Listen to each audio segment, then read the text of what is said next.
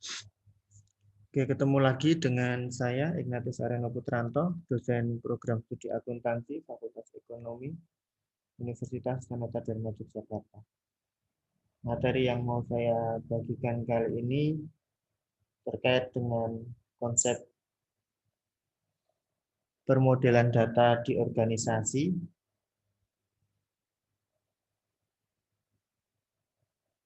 Ini terkait dengan materi database management system.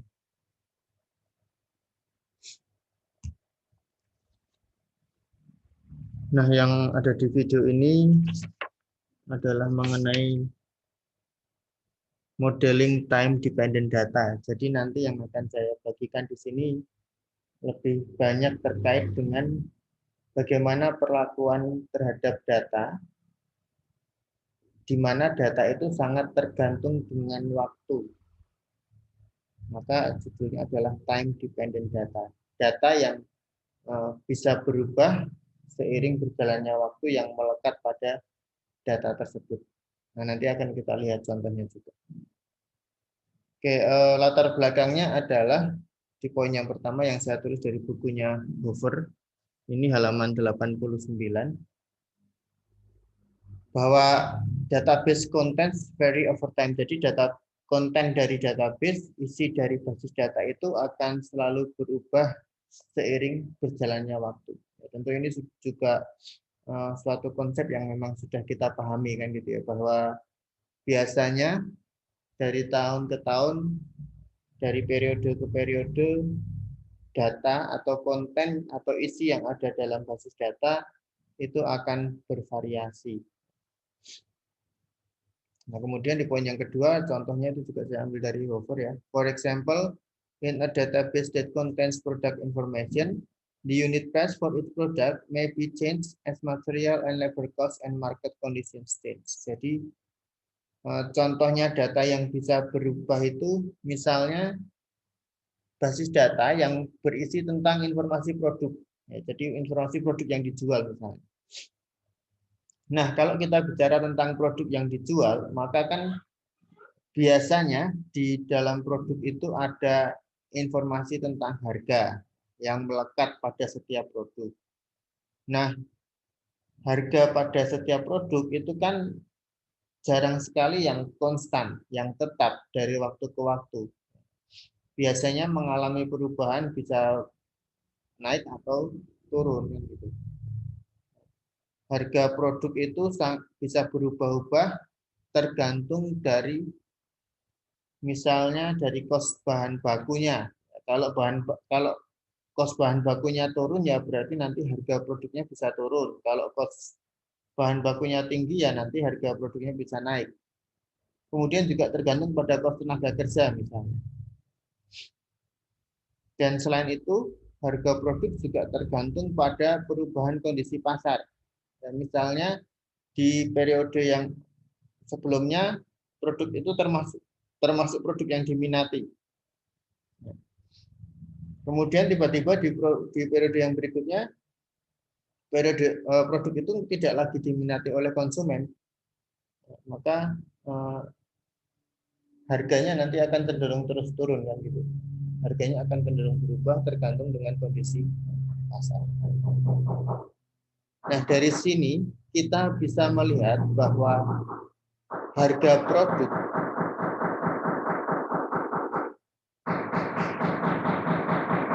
itu akan sangat tergantung pada waktu.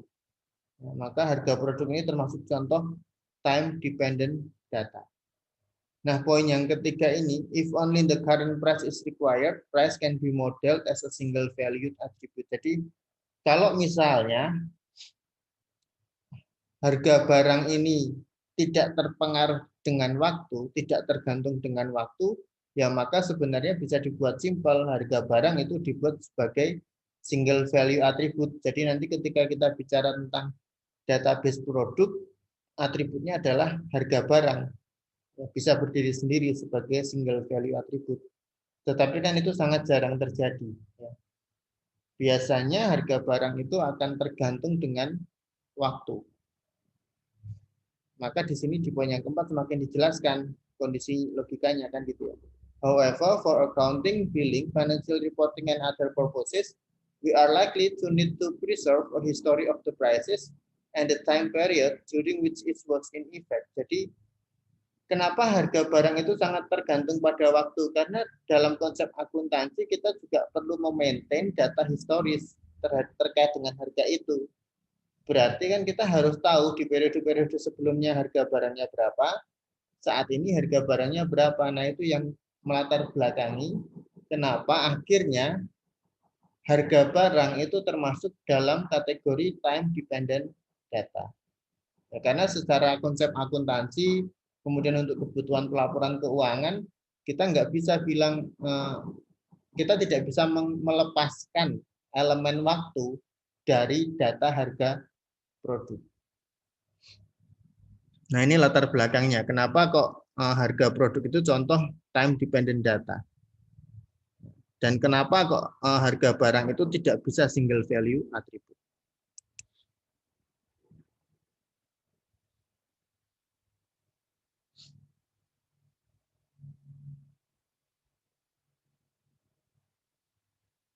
Nah, ini contohnya ya.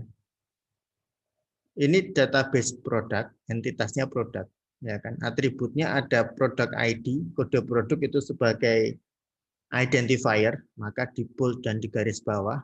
Kemudian ada atribut lain, ya, yaitu price history, di mana price history itu, ya, komponennya adalah effective date dan price. Nah, ini yang tadi saya bilang di poin ketiga itu. Kalau misalnya kita hanya menganggap bahwa harga itu tidak terpengaruh dengan waktu, maka price itu bisa single value attribute dan dia bisa langsung berada di bawah product ID. Tetapi kan itu sangat mustahil. Karena apa? Karena dari sisi akuntansi, seperti yang tadi saya jelaskan di poin terakhir, dari sisi akuntansi, penagihan, pelaporan itu kita perlu memaintain data historis tentang harganya. Nah, kalau kita bicara data historis tentang harga, kita bicara waktu, yaitu effective date.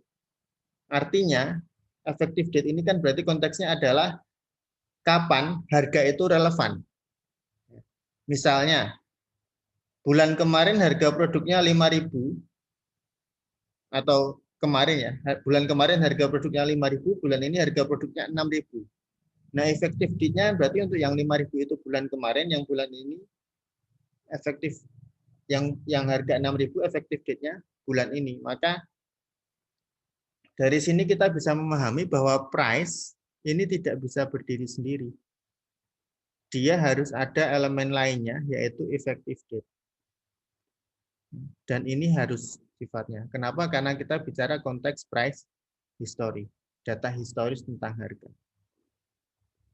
Maka di sini kalimat yang berikutnya, as figure above shows, we can conceptualize this requirement as a series of prices and the effective date for each price. This results in the composite multi-valued attribute named price history with components price and effective date. Jadi ketika kita bicara konsep data historis tentang harga, maka kita nanti akan mendapatkan atau kita akan bicara tentang sekelompok harga dan kapan tanggal efektif untuk masing-masing harga tersebut. Itulah tadi kenapa saya mengatakan effective date dan price ini harus berdiri bersama-sama, tidak bisa berdiri sendiri-sendiri. Karena setiap harga itu punya tanggal efektifnya masing-masing.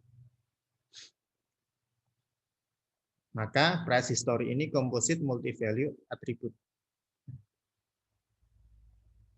Kenapa? Karena komposit berarti kan harus ada dua, ini harus bersama-sama.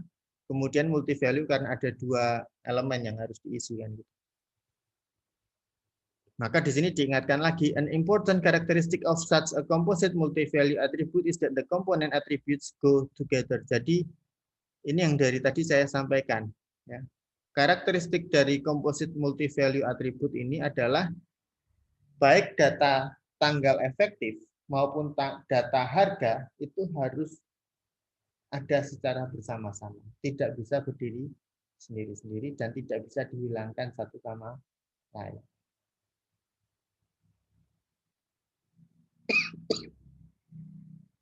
Ini konsepnya. Nah, maka akhirnya kita mengenal istilah timestamp. Effective date itu disebut sebagai timestamp.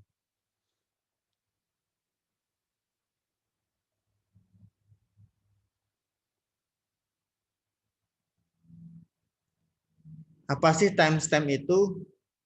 Kalau secara ringkas, timestamp itu bisa kita perlakukan sebagai nilai waktu.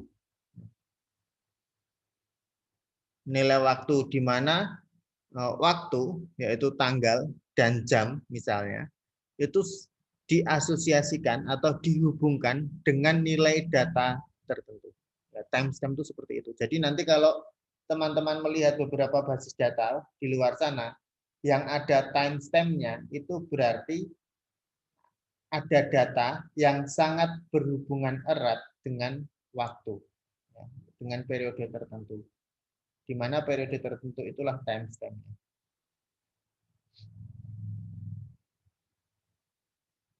Nah, maka kemudian di poin yang ketiga di sini saya tuliskan a timestamp may be associated with any data value that changes over time when we need to maintain a history of those data value. Jadi timestamp ini diasosiasikan atau dihubungkan dengan nilai data tertentu, di mana nilai data itu akan berubah seiring berjalannya waktu, dan di sisi yang lain kita perlu memaintain data historis dari nilai data tersebut. Maka dibutuhkan timestamp. Untuk mengetahui kapan harga barang itu berlaku efektif sesuai dengan periodenya masing-masing. Loh Pak, berarti kalau kita bikin database produk, ada atribut harga, tapi nggak ada timestamp-nya, benar atau bukannya tetap bisa dimasukkan harganya Pak? Iya, tetap bisa dimasukkan harganya, tetapi nanti akan mengalami kesulitan ketika kita misalnya mau menghitung berapa persen kenaikan harga dari periode lalu ke periode sekarang. Kenapa? Karena nggak ada tanggal efektifnya. Maka untuk kepentingan akuntansi, sekali lagi, time dependent data ini penting. Kenapa? Karena biasanya di akuntansi data historis itu kan tetap direkam. Ya, data historis itu tetap dicatat. Tetap harus kita miliki, harus kita maintain. Sehingga nantinya kita bisa tahu bagaimana perkembangan harga dari waktu ke waktu. Nah, itu adalah konsep dari data yang sangat bergantung pada waktu.